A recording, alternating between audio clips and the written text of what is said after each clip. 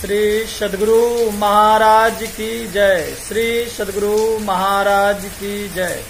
धर्म प्रेमी सज्जनों, माताओं एवं बहनों, धर्मरथ भाग 3 में मैंने कहा था सत्य और शील ध्वजा और पताका है। सत्य के बारे में धर्मरथ भाग 3 में मैंने चर्चा की थी कि जो सत्य का अनुसरण करते हैं उनका जीवन सुखद एवं मंगलमय होता है। चाणक्य ने भी कहा कि सत्येन धारते रवि, सत्य के आधार पर सूर्य प्रकाशित होता है। सत्य के आधार पर यह पृथ्वी चल रही है। जो सत्य का अनुसरण और अनुकरण नहीं करते हैं वह धर्म के प्रति आरूढ़ नहीं हो पाते हैं। इसलिए महापुरुषों ने कहा कि सत्य धर्म का मूल है। सत्य के साथ साथ शील भी होना चाहिए। सत्य ध्वजा है तो शील पताका है। शील यदि समास रूप में कहा जाए तो हम लोग यही समझते हैं कि पंच पापों से बचकर के रहना शील का पालन करना है। लेकिन यदि शील की पूरी व्याख्या की जाए तो शील में 3 बातों की मुख्यता होती है। सदाचार, शिष्टाचार और सुच्याचार। सद आचरण के साथ जीवन यापन करना अर्थात झूठ, चोरी, नशा, हिंसा और व्यभिचार, इन 5 पापों से बचकर के रहना, ये सदाचार का पालन करना है। सद आचरण के साथ रहना सदाचार है। हमारे आराध्य देव संत सद्गुरु महर्षि में ही परमहंस जी महाराज ने कहा कि सदाचार से हीन साधक कभी भी मनरूपी रावण का नाश नहीं कर सकता है। सदाचार से हीन साधक साधना में कभी भी तरक्की नहीं कर सकते हैं। इसलिए सदाचार का पालन मूल रूप से करना चाहिए। जो सदाचार का पालन करते हैं उनको मनोनिग्रह करने में बल मिलता है। इसलिए तो भगवान श्री राम ने माता सबरी से कहा,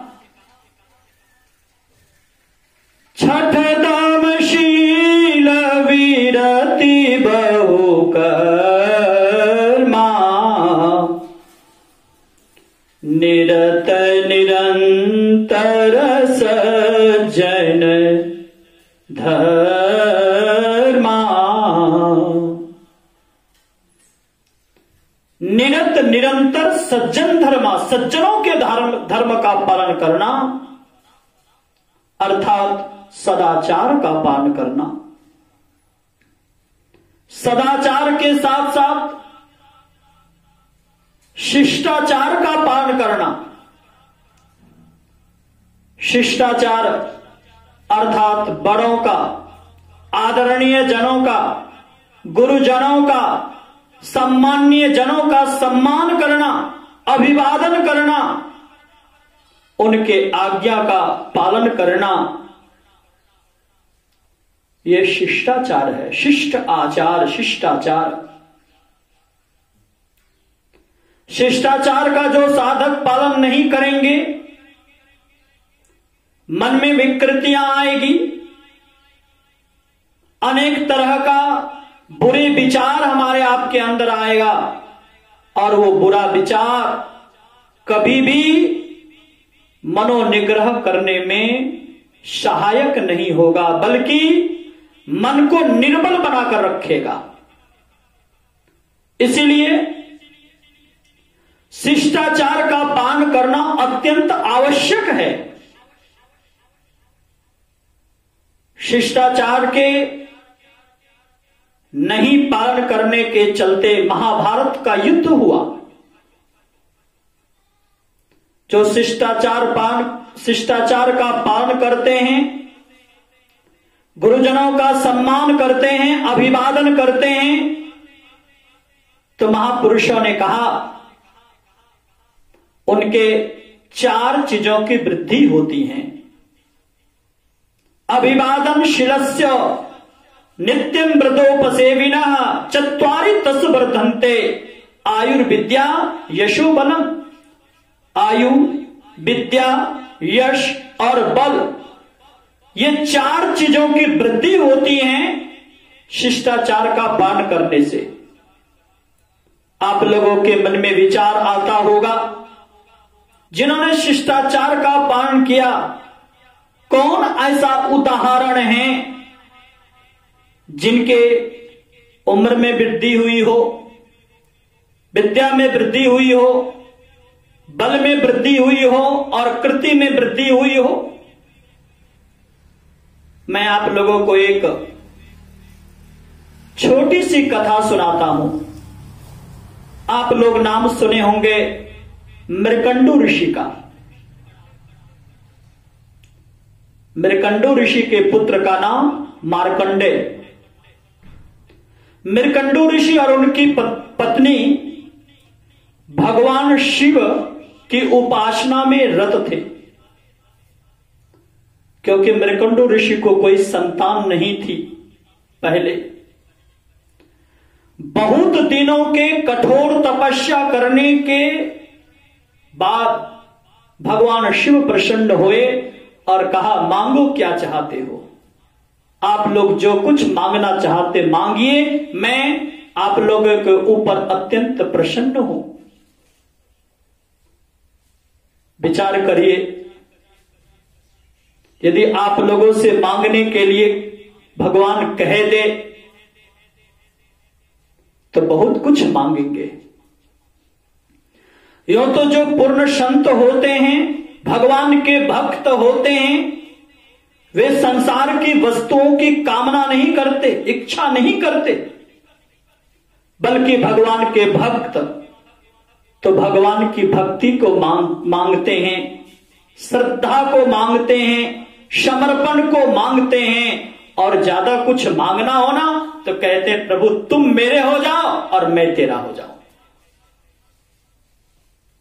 लेकिन जब भगवान शिव ने मृकंडू ऋषि से कहा कि मांगिए, जो कुछ मांगना चाहते मांग लीजिए, मैं आपके ऊपर, आपकी तपस्या से, आप दोनों की तपस्या से मैं अत्यंत प्रसन्न हूं, इसलिए जो कुछ मांगना चाहते मांग लें। तो दोनों दंपति ने अति प्रसन्नता के साथ साष्टांग नमन करके, करबद्ध हो करके भगवान शिव से कहा, प्रभु यदि कुछ देना चाहते हैं तो मुझे संतान दे दीजिए,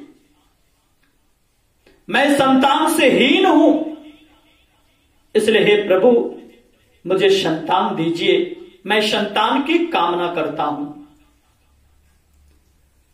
भगवान शिव ने कहा, दीर्घायु संतान चाहिए कि अल्पायु संतान चाहिए?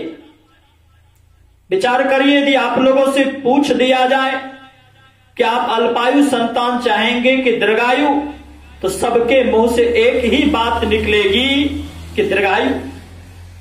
लेकिन दोनों पति पत्नी, मृकंडू ऋषि और उनकी पत्नी ने एक स्वर से कहा कि हे प्रभु, यदि संतान ही देना चाहते हैं तो ना मुझे अल्पायु चाहिए और ना दीर्घायु चाहिए। तब भगवान शिव ने कहा, कैसी संतान चाहिए? ना आपको अल्पायु चाहिए ना दीर्घायु चाहिए, तो चाहिए कैसी संतान? तो दोनों दंपति ने कहा कि चाहे अल्पायु हो कि दीर्घायु हो, उनसे मतलब नहीं। प्रभु यदि संतान देना चाहते हैं तो मुझे सदाचारी संतान चाहिए। क्योंकि महापुरुषों ने कहा, सदाचारी यदि पुत्र नहीं हो, शिष्टाचारी पुत्र नहीं हो, तो ऐसे व्यक्ति धर्म की कभी भी रक्षा नहीं कर पाते हैं, बल्कि इस पृथ्वी पर भार बने हुए पशु के समान जीवन व्यतीत करते हैं। बड़ा अच्छा कहा किसी ने, ऐशाम न विद्या तपो न दानम न चापि शीलम न गुणो न धर्म ते मृत्यु लोके भूमि भार भूता मनुष्य रूपेण मृगाश्चरन्ति।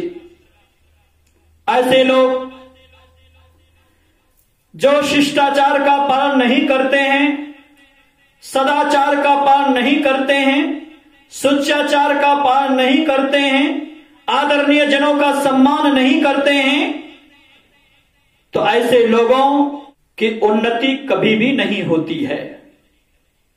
बल्कि महापुरुषों ने तो कहा, जिनके पास धर्म नहीं है, विद्या नहीं है, तप करने का गुण नहीं है, दान करने की प्रवृत्ति नहीं है, ऐसे लोग पृथ्वी पर पृथ्वी का भार बने हुए मनुष्य के रूप में पशु विचरण कर रहे हैं। इसलिए दोनों दंपति ने कहा कि सदाचारी पुत्र चाहिए। भगवान शिव ने कहा कि यदि सदाचारी पुत्र चाहिए तो उसकी उम्र कम होगी, अल्पायु होंगे। दोनों दंपति ने हाथ जोड़ करके स्वीकार किए कि मुझे अल्पायु पुत्र दे दीजिए, परंतु सदाचारी होना चाहिए। भगवान शिव ने एवं वस्तु कहा और भगवान शिव के आशीर्वाद से पुत्र का जन्म हुआ। उस बालक का नाम पड़ा मार्कंडेय। बालक मार्कंडेय को उनकी मां अपनी गोद में लेकर के जहां ऋषि सत्संग करते थे वहां बैठ करके संतों की वाणी को मनोयोग पूर्वक सुनती थी। जब सत्संग का समापन होता था तो सभी गुरुजनों को, बड़े बुजुर्गों प्रणाम निवेदित करवाया करती थी। धीरे धीरे बच्चे को प्रणाम करने की आदत उनके माता पिता ने दिया। धीरे धीरे बच्चे बड़े होते चले गए और जब बच्चे बड़े होते चले गए तो स्वाभाविक बच्चे स्वतः प्रणाम करने लग जाते। स्वतः किसी को कहने की आवश्यकता नहीं होती, क्योंकि उनको जन्म के बाद से जो शिक्षा मिली थी वो प्रणाम करने की शिक्षा मिली थी, अभिवादन करने की शिक्षा मिली थी। इसलिए जैसे उस बच्चे ने होश संभाला, चलने लगे, घुड़कने लगे, उसी समय से कोई भी व्यक्ति जो भी उनके सामने होता था उनको माथा टेक करके बालक मार्कंडेय प्रणाम करता था।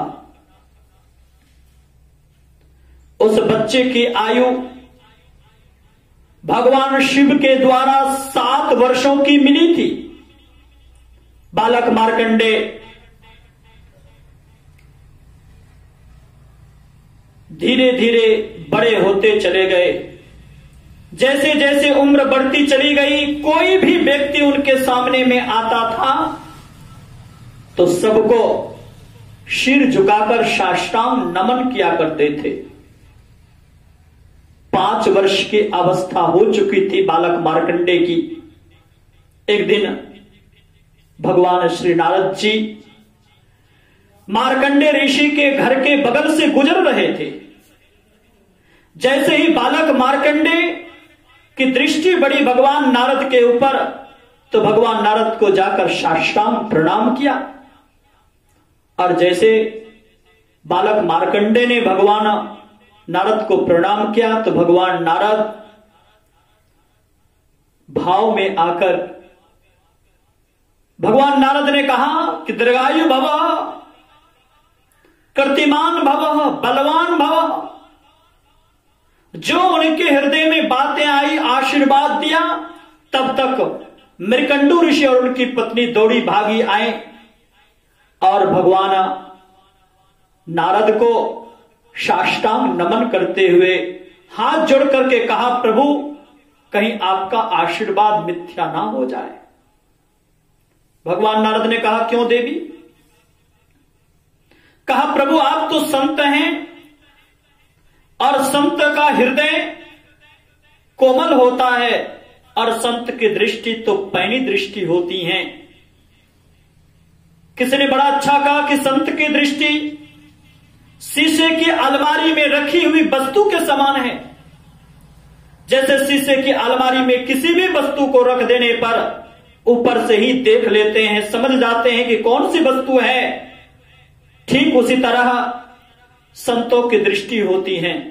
भक्त के अंदर क्या बातें हो रही हैं, संत तो भूत, वर्तमान और भविष्य इन तीनों कालों को जानने वाले होते हैं। इसलिए आपसे क्या छुपा है प्रभु, आप तो सब कुछ जानने वाले हैं, मैं आपको क्या बताऊं। भगवान शिव की बात को स्मरण करके मृकंडू ऋषि ने ऐसी बातें कही। नारद जी ने जैसे आंखें बंद की तो समझने में देर नहीं लगी, इनको तो भगवान शिव के द्वारा 7 वर्षों की आयु मिली हुई है, जिसमें 5 वर्ष बीत चुका है और मैंने दीर्घायु होने का आशीर्वाद दे दिया। बड़ा पश्चाताप होने लगा, मेरा आशीर्वाद कहीं मिथ्या ना हो जाए। यह विचार करके वहीं से लौटकर सप्तऋषि के पास चले गए। सप्तऋषियों से निवेदन करने लगे कि प्रभु संसार के भ्रमण को चलिए, लेकिन सप्तऋषि जल्दी तैयार नहीं हुए। पूरे 1 वर्ष बीत जाने के बाद भगवान नारद के अति आग्रह पर संसार के भ्रमण हेतु यात्रा आरंभ की। भगवान नारद स्वयं अगुवाई कर रहे थे। भगवान नारद उसी होकर के गुजरे जिधर मृकंडू ऋषि का घर था, उसी रास्ते से गुजरे। जैसे ही मृकंडू ऋषि के घर के करीब पहुंचे कि बालक मार्कंडे की दृष्टि पड़ी, सभी ऋषियों को बारी बारी से साष्टांग प्रणाम किया। सभी ऋषियों ने उसे दीर्घायु होने का आशीर्वाद दिया। तब भगवान नारद ने कहा कि प्रभु कहीं आपका आशीर्वाद मिथ्या ना हो जाए। जैसे ये कहना था तो सप्तऋषियों ने कहा, क्यों मेरे आशीर्वाद में संदेह है नारद जी? कहा, नहीं प्रभु, आप शवों के आशीर्वाद में संदेह करना मतलब प्रभु पर संदेह करना, मैं ऐसा नहीं कर सकता। परंतु इनकी आयु को तो देखिए प्रभु, आप लोगों से क्या छुपा है। जैसे ये बातें भगवान नारद ने कही, सप्तऋषियों ने आंखें बंद की, सब लीला समझ गए। सप्तऋषियों ने विचार किया और विचार करके बालक मार्कंडे को योग शक्ति से ब्रह्मलोक को लेकर चले गए और ब्रह्मलोक में भगवान ब्रह्मा जी के सामने जैसे बालक मार्कंडे को खड़ा किया तो बालक मार्कंडे ने ब्रह्मा जी को जाकर साष्टांग प्रणाम किया। और जैसे ही भगवान ब्रह्मा को साष्टांग प्रणाम किया बालक मार्कंडे ने, तो ब्रह्मा जी भी अपने आप को रोक नहीं पाए और उन्होंने कहा, दीर्घायु भवः। तब सप्तऋषियों के सहित नारद जी ने कहा, प्रभु भगवान शिव ने तो इसे 7 साल के आयु का वरदान दिया है। 7 साल में 6 साल की आयु पूरी हो चुकी है और आप इसे दीर्घायु होने का आशीर्वाद दे रहे हैं, तो क्या भगवान शिव का आशीर्वाद मिथ्या तो नहीं हो जाएगा? तब भगवान ब्रह्मा जी ने कहा, भगवान शिव ने यदि 7 साल के आयु का वरदान दिया है तो ये 7 साल तक ही जीवित रहेगा, लेकिन मृत्यु लोक के हिसाब से नहीं बल्कि ब्रह्मलोक के हिसाब से ये 7 वर्षों तक जीवित रहेंगे। ब्रह्मलोक का क्या हिसाब है, इसे भी थोड़े विचार करके श्रवण करें।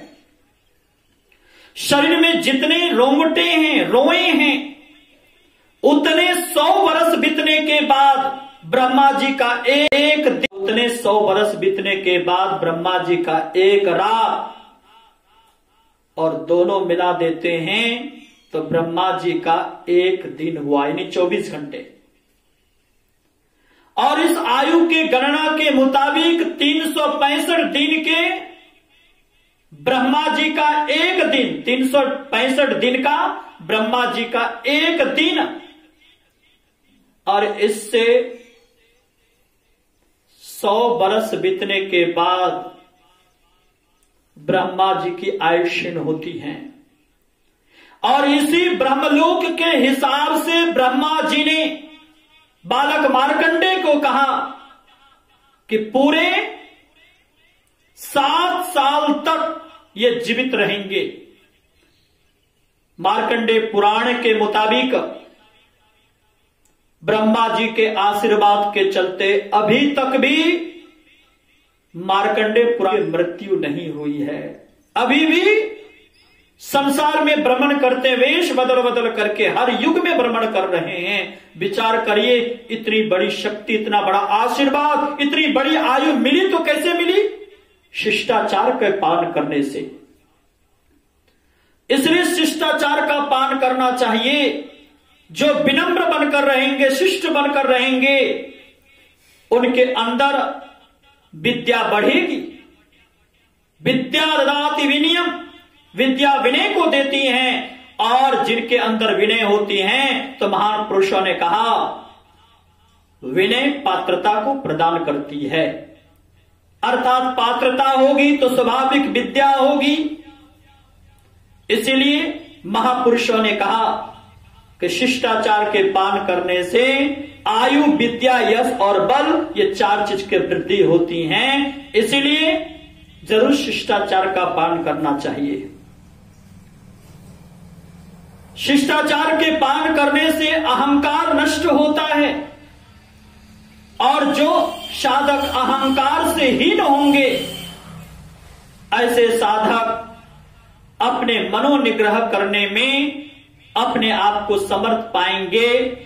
उनको मनोनिग्रह करने में बल मिलेगा, शक्ति मिलेगी, क्षमता बढ़ेगी। इसलिए साधकों को विनम्र बनकर के रहना चाहिए, शिष्टाचार का पालन करना चाहिए, और उसके साथ साथ शुच्याचार। शुच्याचार मतलब पवित्रता के साथ जीवन यापन करना है। खान पान की पवित्रता, रहन सहन की पवित्रता, बोलचाल की पवित्रता, इन तमाम चीजों की पवित्रता होनी चाहिए साधकों के अंदर। सबसे पहली पवित्रता खान पान की पवित्रता।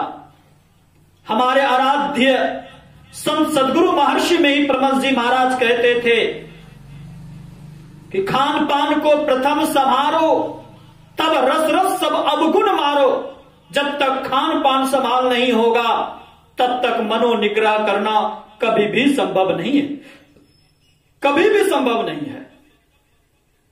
खान पान में मांस, मछली, मदिरा का भक्षण कदापि नहीं करो। मांस मछली का भक्षण करेंगे तो तामसी आहार, ये तामसी आहार आपको कभी भी ध्यान भजन करने में शक्ति प्रदान नहीं करेगा, बल्कि तामसी आहार मूढ़ता को प्रदान करता है। इसलिए तामसी आहार कभी भी ना करें। खान पान में मांस, मछली, मदिरा का भक्षण नहीं करें। दारू ताड़ी गांजा भांग अफीम चरस इनका सेवन नहीं करें, बल्कि सात्विक आहार करें।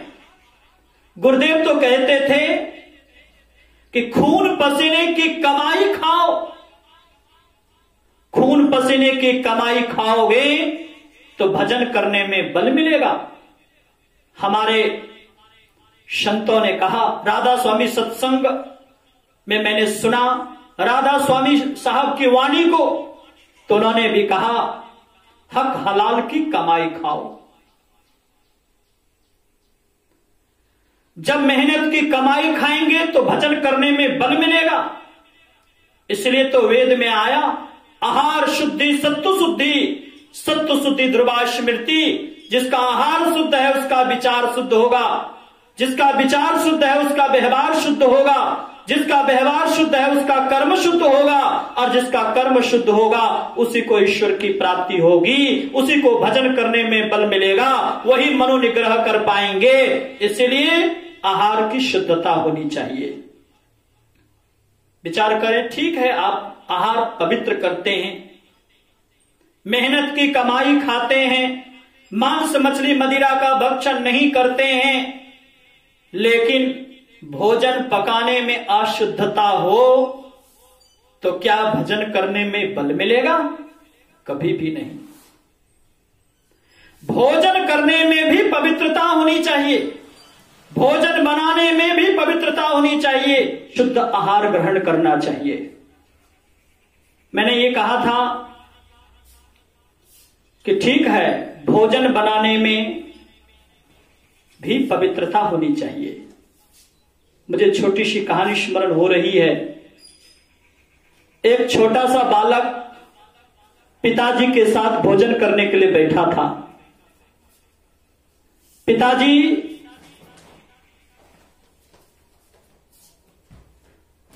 के साथ भोजन कर रहा था, चावल और दाल खा रहा था, परंतु सब्जी नहीं खा रहा था। पिताजी ने कहा सब्जी क्यों नहीं खाते हो? कहा मुझे नहीं खाना। कहा नहीं खाओगे तो आपकी रोशनी कैसे बढ़ेगी? बालक ने कहा मुझे रोशनी नहीं बढ़ानी है। पिताजी थोड़े गर्म दिमाग के थे, उन्होंने एक दो तमाचा जड़ दिया और कहा अभी से मेरी बात नहीं मानते हो? बालक ने कहा चाहे जो कुछ कर लीजिए, परंतु आज मैं सब्जी बिल्कुल नहीं खाऊंगा। इतने में एक दो तमाचा और जड़ दिया, रोने लगा और रोते रोते कहा कि मुझे नहीं खाना तो नहीं खाना है। अंततः पिताजी को लगा कि आखिर खा क्यों नहीं रहा है। प्यार से अपने गोद में बिठाया, आंसू पोंछा और कहा कि तुम तो मेरा बड़ा लाडला बेटा है, प्यारा बेटा है ना, तुम तो मेरी हर एक आज्ञा का पालन करते हो, परंतु आज बेटा सब्जी क्यों नहीं खा रहा है, क्या बात है? बालक ने कहा पिताजी सब्जी बनाने के लिए मां कढ़ाई चूल्हे पर डाली थी,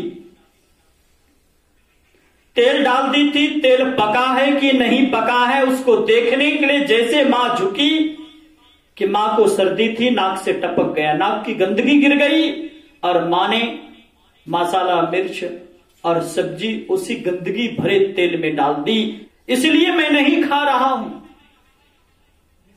विचार करिए क्या होता, थोड़ा सा तेल बर्बाद होता, कढ़ाई साफ करना पड़ता, परंतु थोड़े से तेल को बचाने के लिए, थोड़ी सी मेहनत करने के लिए विचार नहीं किया और उसी गंदगी में सब्जी डाल दिया। ये शुद्ध हुआ क्या? शुद्ध हुआ। बहुत माताओं बहनों को मैंने देखा है कि रोटी बेलते समय रोटी बेल कर पैर पर बेलन को रखती हैं। विचार करो, पैर पर बेलन रखने के बाद वो बेलन शुद्ध हुआ कि अशुद्ध हुआ? बहुत माताओं बहनों को मैंने देखा है कि तावे पर रोटी रखी है, कभी रोटी जल जाती, सट जाती है तो उसको खुड़च करके मुंह से फूक फूक करके साफ करते हैं, विचार करिए, शुद्ध हुआ का शुद्ध हुआ। इसलिए महापुरुषों ने कहा खान पान के साथ साथ रहन सहन की भी पवित्रता होनी चाहिए, और उसके साथ साथ बोलचाल की भी पवित्रता, मीठी वाणी का प्रयोग करें। कबीर साहब ने तो कहा मीठी वाणी बोलिए, मन का आपा खोए, और उनको शीतल करे आपहु शीतल होए। मीठी वाणी का प्रयोग करना चाहिए। जो मीठी वाणी का प्रयोग करते हैं आपस में प्रेम बढ़ता है। जहां प्रेम वहां सुमति, और जहां सुमति तहां संपत्ति होती है। इसलिए प्रेम पूर्ण व्यवहार होना चाहिए और मीठी वाणी का प्रयोग होना चाहिए। हमारे गुरुदेव ने तो कहा सत्य सुहाता वचन कहिए, सत्य और सुहाने वाला वचन होना चाहिए। इसलिए खान पान, रहन सहन और बोलचाल की पवित्रता होनी चाहिए। इन तमाम चीजों को सुचाचार कहते हैं। सदाचार, शिष्टाचार और सुचाचार, ये तीनों अंगों को मिलाएंगे तब हम आप शीलवंत होंगे, और जो शीलवंत होंगे उनके कृति रूपी ध्वजा फहरती रहेगी और भगवान के नजर में सदैव ऊंचे उठे रहेंगे। वो मनोबल उनका बढ़ा हुआ रहेगा, और जिनका मनोबल बढ़ा हुआ रहेगा उनको मनोनिग्रह करने में बल मिलेगा। इसलिए मन रूपी रावण को मारने के लिए धर्म में रथ में ध्वजा सत्य है और शील पताका है। आगे भगवान ने कहा उस रथ में घोड़े हैं, 3 घोड़े हैं। बल विवेक दम परहित घोरे, क्षमा कृपा समतार जुझोरे। पहला घोड़ा है विवेक का बल। विवेक कहते किसको है? बहुत पढ़ लेने से कोई विवेकवान नहीं बन जाता। विवेक का तात्पर्य है सार आसार, नेकी बदी पाप पुण्य, इसका विचार को विवेक कहते हैं। क्या सार है, क्या आसार है, क्या नेकी है, क्या बदी है, क्या पाप है, क्या पुण्य है, इसके विचार को विवेक कहते हैं।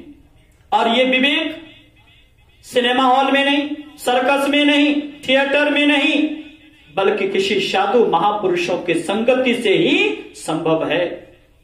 क्योंकि गोस्वामी जी ने कहा बिनु सत्संग विवेक न होई, राम कृपा बिनु सुलभ न सोई। बिना सत्संग का विवेक नहीं होगा, बिनु सत्संग विवेक ना होई, बिना सत्संग का ज्ञान नहीं होगा। इसीलिए संकेत है भगवान श्री राम का, यदि मनोनिग्रह करना चाहते हो तो बारंबार संत महापुरुषों के संगति में बैठो। मदाद्य शंकराचार्य जी महाराज ने तो कहा सत्संगत्वे निःसंगत्वम, निःसंगत्वे निर्मोहतत्वम, निर्मोहतत्वे निश्चलितत्वम, निश्चलितत्वे जीवन मुक्ति। सत्संगति निःसंग कर देता है, आसक्ति से हीन कर देता है। जब संसार के आसार का बोध हो जाएगा तभी हम सार तत्व को ग्रहण करने के लिए अग्रसर हो सकेंगे।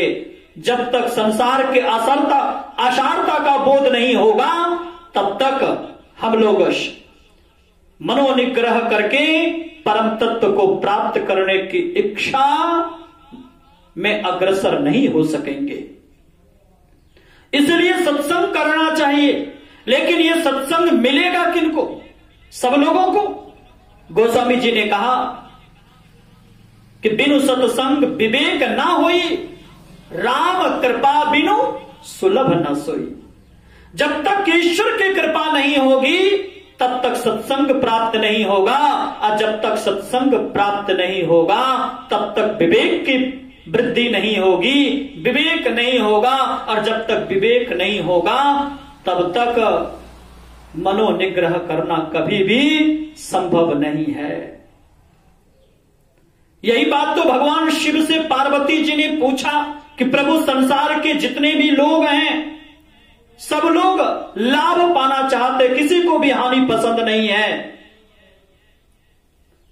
तो मैं पूछना चाहता हूं कि सबसे बड़ा लाभ कहां मिलता है? जिस लाभ के बराबरी में कोई लाभ नहीं हो। तो भगवान शिव ने कहा, गिरजा संत समागमो समन लाभ कछुआन। हे गिरजा, जो लाभ संतों के संगति में है उस लाभ के बराबरी में कोई लाभ नहीं है।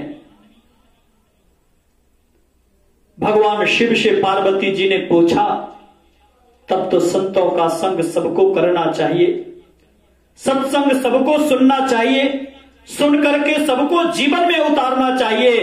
तो भगवान शिव ने कहा, हां देवी, अवश्य ही सत्संग सबको सुनना चाहिए, सबको समझना चाहिए, सबको जीवन में उतारना चाहिए। लेकिन सत्संग सब कोई नहीं सुन सकता, नहीं समझ सकता, नहीं जीवन में उतार सकता। तो पार्वती जी ने पूछा, क्यों? तो भगवान शिव ने कहा, बिनु हरि कृपा न होहि सो गावहि वेद पुराण। जब तक ईश्वर की कृपा नहीं होगी तब तक संतों का संग कभी भी प्राप्त होना संभव नहीं है।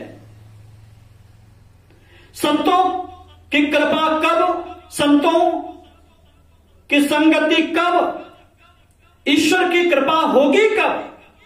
तो संतों ने कहा कि जब पुण्य की वृद्धि होती है, पाप का ह्रास होता है और राघवेंद्र की कृपा होती है, तभी संतों का संग प्राप्त होता है।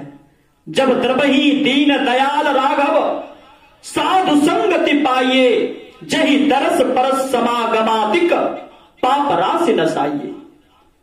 जब राघवेंद्र की कृपा होती है, पुण्य में वृद्धि होती है, तभी संतों का संग प्राप्त होता है। और जब तक संतों का संग प्राप्त नहीं होगा तब तक हम लोग मनोनिग्रह नहीं कर सकेंगे। एक बार गोस्वामी तुलसीदास जी महाराज के पास एक भक्त गया। उन्होंने कहा कि महाराज, मैं आपसे एक बात पूछना चाहता हूं। नित्य प्रति दर्शन साधु के और साधुन के संग तुलसी का ही वियुगते नहीं लागा हरिरंग। रोज साधुओं के संगति में बैठता हूं, संतों की वाणी को सुनता हूं, परंतु हरि का रंग नहीं लगता, आखिर क्यों? तो गोस्वामी जी ने कहा, मन तो रमे संसार में तन साधुन के संग, तुलसी आहि वियोगते नहीं लागा हरि रंग। कहा, तुम सत्संग में बैठते हो, तुम्हारा शरीर सत्संग में बैठता है, परंतु तुम्हारा मन नहीं बैठता है, तो हरि का रंग लगेगा कैसे? पूछा, महाराज, आखिर मन सत्संग में बैठता क्यों नहीं है? मन संसार के विषयों में, संसार के वस्तु व्यक्ति के पीछे भागता क्यों है? सत्संग से मन कतराता क्यों है? तो गोस्वामी जी ने कहा, पूर्व जन्म के पाप से हरि चर्चा न सुहाय, जैसे ज्वर की जोर से भोजन की रुचि जाए। जैसे किसी को बुखार लग जाता है तो भोजन अच्छा नहीं लगता, ठीक उसी तरह जिस जीव के ऊपर पूर्व जन्म के पाप रूपी बुखार सवार रहेगा, उनको सत्संग रूपी भोजन कभी भी अच्छा नहीं लगेगा। और जिनको भी सत्संग अच्छा लग रहा है तो समझ लेना चाहिए कि पाप रूपी बुखार का धीरे धीरे अंत हो रहा है। पापी से पापी व्यक्ति, दुराचारी से दुराचारी व्यक्ति भी यदि सत्संग में बैठने लग जाए, सत्संग में आने लग जाए, गुरु दीक्षित नहीं भी है, अब फिर भी मन में विचार आ जाए, देखें बाबा जी लोग आए हैं, संत लोग आए हैं, क्या कह रहे हैं, ऐसा विचार करके यदि सत्संग में आकर के बैठ गए तो समझ लेना चाहिए कि उनके पुण्य उदय हुआ है और पाप का ह्रास हुआ, इसीलिए उनका मन सत्संग की ओर अग्रसर हो रहा है। इसलिए गोस्वामी जी ने कहा कि पूर्व जन्म के पाप रूपी बुखार का जब तक अंत नहीं होगा तब तक संतों की संगति का समुचित लाभ नहीं मिलेगा। संतों के संगति में उनका मन नहीं बैठेगा, और जब तक संतों की संगति में मन नहीं बैठेगा तो सद्विचार की उत्पत्ति नहीं होगी, और सद्विचार नहीं होगा तो सत्कर्म करने की इच्छा नहीं होगी, और जब तक सत्कर्म नहीं करेंगे तब तक भक्ति के तरफ, मनोनिग्रह के तरफ आपका मन कभी भी अग्रसर नहीं हो सकता है। इसलिए भगवान श्री राम ने कहा कि साधकों को सत्संग करना चाहिए। हमारे गुरुदेव ने तो कहा, नित्य प्रति सत्संग कर ले प्यारा, तेरा कार सरे सारा। जो नित्य नियमित संतों की संगति करेंगे, संतों की वाणी का अनुकरण अनुसरण करेंगे, उनका सब कार्य संपन्न होगा, अर्थात लौकिक पारलौकिक सब काम पूरा होगा। इसलिए तो महापुरुषों ने कहा, भूले मन को समझाए लीजिए, सत्संग के बीच में आएगे जी।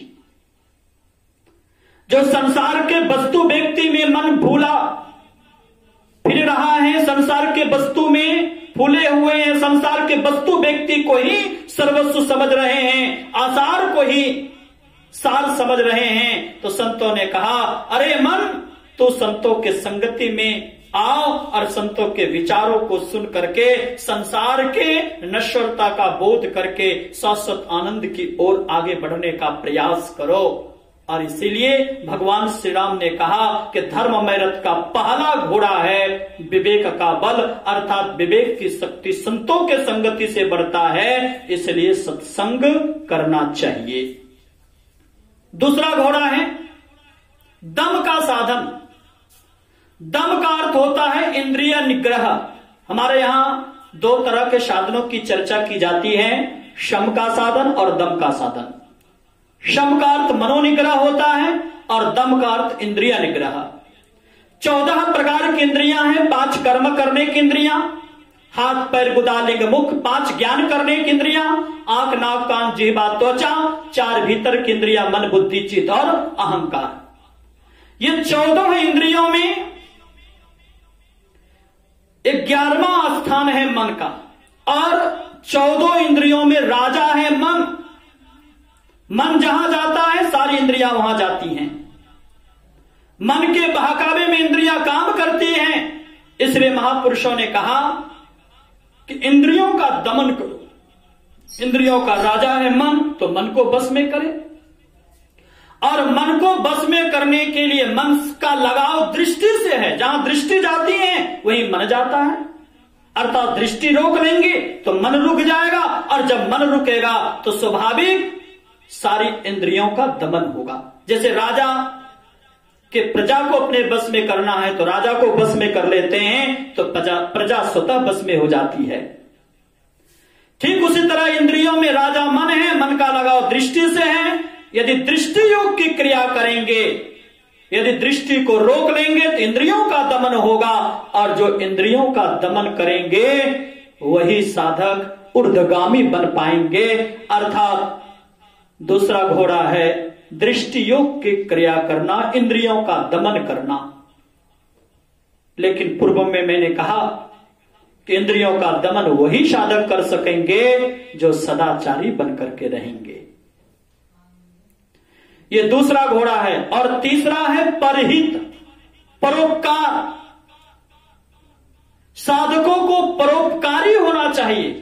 ऐसा नहीं कि जो कुछ कमा रहे सिर्फ अपने स्वार्थ के लिए खर्च करें, सो नहीं, बल्कि साधकों को परोपकारी होने की आवश्यकता है। परोपकार रामायण में भी आया, परहित सरिष धर्म नहीं भाई। परोपकार करेंगे तो आपके अंदर सरलता आएगी। जैसे आप लोग बढ़ई मिस्त्री को देखे होंगे, कारपेंटर को, जब वो बसुल्ला से लकड़ी को काटता तो लकड़ी आगे गिरती है, लकड़ी खुरदुरा होता है। लेकिन जब उसी लकड़ी को रंडा से काटा जाता है, कुछ लकड़ी अपनी तरफ गिरती है और कुछ लकड़ी दूसरी तरफ गिरती है। महापुरुषों ने कहा कि जब लकड़ी दूसरे तरफ भी गिरती है, रंडा से लकड़ी को काटा जाता है, लकड़ी बिल्कुल चिकना हो जाता है, फिसलनदार हो जाता है। ठीक उसी तरह जो कुछ भी कमाते सिर्फ अपने स्वार्थ के लिए खर्च करेंगे तो जीवन में तृष्णा की वृद्धि हो जाएगी, हाई की वृद्धि हो जाएगी और हो जाए, आसक्ति बढ़ जाएगी, धीरे धीरे मन अशांत हो जाएगा, मनोनिग्रह करने में कभी बल नहीं मिलेगा। इसलिए महापुरुषों ने कहा जो कुछ कमाते अपना भी खाइए, अपना भी परिवार का भरण पोषण करें और साथ ही साथ दूसरों का भी भरण पोषण करें, दूसरों के प्रति भी धन खर्च करें, परोपकार में लगावें, दूसरे की भलाई में धन को लगावें। इससे आपके मन में उत्साह जगेगा, प्रसन्नता होगी कि मैंने जो कुछ कमाया उसमें परोपकार भी किया, और परोपकार करने से परोपकाराय पुण्याय, पुण्य की वृद्धि होती है, और जिनके अंदर पुण्य की वृद्धि होगी उन्हीं को भजन करने में बल मिलेगा, मनोनिग्रह करने में बल मिलेगा, भजन की शक्ति को आगे बढ़ाने में। घोड़े का काम क्या है? रथ को आगे बढ़ाना। कि 3 चीजों से धर्म में रथ को आगे बढ़ा सकते हैं।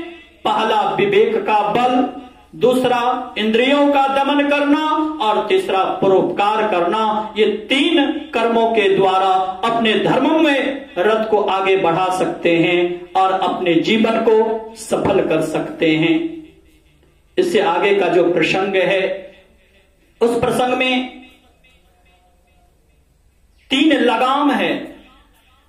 3 लगाम क्या है, आगे के भाग में आप लोग सुनेंगे।